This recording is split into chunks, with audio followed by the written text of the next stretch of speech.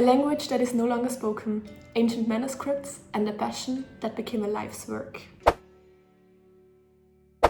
The following talk was recorded at the General Assembly of the Cluster of Excellence EurAsian Transformations, held at the Austrian Academy of Sciences in Vienna on the 17th of April 2026. We hear from Milad Abedi, an affiliate member of the cluster working in elite multilinguality and manuscript studies in a EurAsian context. He reflects on his journey from microbiology to the study of Middle Persian texts and Pahlavi papyri, and on how a lifelong fascination with ancient languages became an academic career. With that, we turn to Milad Abedi's presentation. Mr. President, distinguished members of the Austrian Academy of Sciences, dear colleagues and professors, I'm deeply honored to stand before you in this very esteemed venue today. Let me begin with a question.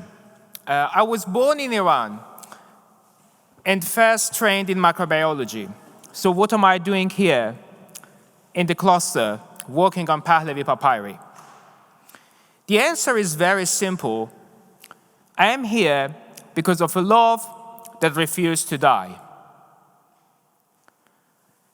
Since I was a teenager, I have loved ancient languages, history, and literature.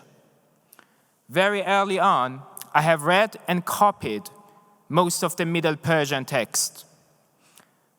Pahlavi was never an academic subject for me. It was something more intimate. It was wonder, it was beauty, it was the feeling that a language, a script, and a lost word could still speak. But love doesn't always arrive at the right time. My family hoped for security, respectable profession, and stability. Beyond the family circle, the field often felt too closed, guarded, demanded special permission to enter. So I've learned to carry this love quietly.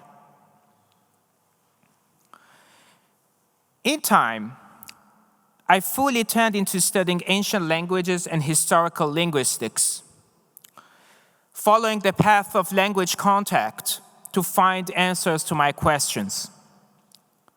It wasn't a direct road to Pahlavi, but still it was a road that was shaped by it. The journey wasn't easy. I was from Iran with limited financial means, no connection, no direct route to European academia. But eventually, a PhD position in Zurich changed my world. I left Iran on the 8th of March 2020 with the last flight. The pandemic closed borders and interrupted many lives. During all these years, working on different languages and traditions, the love of Pahlavi never left me. I thought in it, I spoke in it, and I turned back to it again and again. I traveled to Vienna, where I was conducting the last part of my doctoral studies. There I had an idea to make this private love public. I made an Instagram page and shared my own compositions and calligraphies and poems in Pahlavi. The response from Iranian people was overwhelming, millions of views per month. This was a powerful reminder that Pahlavi isn't a dead language. It could still move people. It could still unite people. This page, with millions of views per month, is now silent because Iran has no internet. In Vienna, I went to Papyrus Museum. I knew Pahlavi papyri were there. I knew they mattered. And very quietly, I knew that I could read them. There, I saw the job advertisement for the postdoctoral position at the University of Innsbruck on Pahlavi Papyri. This project was within the cluster of excellence, EurAsian transformations. I hesitated at first because earlier experiences taught me caution. But this felt different. It felt collective. It felt like an invitation to everyone. It felt collaborative. So I applied for it. And when I was invited to the job interview, I was sent a Pahlavi papyrus to read and present. To be honest, I was waiting for such a moment whole of my life.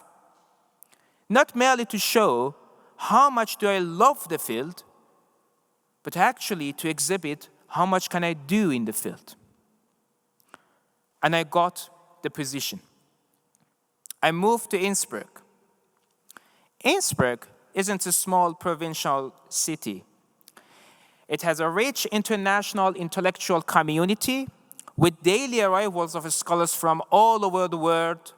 It's kind of a New York City of Austrian academia with lots of modern architecture. And the materials itself are interesting. When we think of the last Iranian empire before Islam in 700 CE, we usually think of gold, silver, reliefs, and inscriptions. We don't think of papyri from Egypt written in Pahlavi bearing the name of the Shah. And this is exactly what has remained. These documents contain data over travels, negotiation, family matters, legal dispute. Through them, the last pre-Islamic Iranian empires becomes more human, more mobile, and more surprising. What this project means to me is very difficult to describe in purely academic and professional terms. But it is first time that a love I carried with lots of care for many years, through family pressure, through uncertainty and discriminations, finally found in a scholarly home. And my aim isn't just to edit and publish this document. I want to make them public, accessible, that people can see them, can read them, and maybe come to love them, as happened to me. The cluster of excellence and EurAsian transformations is indeed proving that the scholarship is not just on preserving and studying the past. It can do by far more than it. It can even restore a future to what once seemed excluded. And if I want to go back to my initial question, that what am I doing here, being born in Iran, first trained in microbiology, I would say I am here because some loves need patience. They survive silence. And if one is fortunate enough, eventually they find their homes. Thank you so much. Thank you for watching. If you liked this video, we would be delighted if you left a like, shared your thoughts in the comments, and subscribe to the channel. You can also follow EurAsian Transformations on Instagram, Facebook, and LinkedIn. Stay tuned for more talks and research from across Eurasia.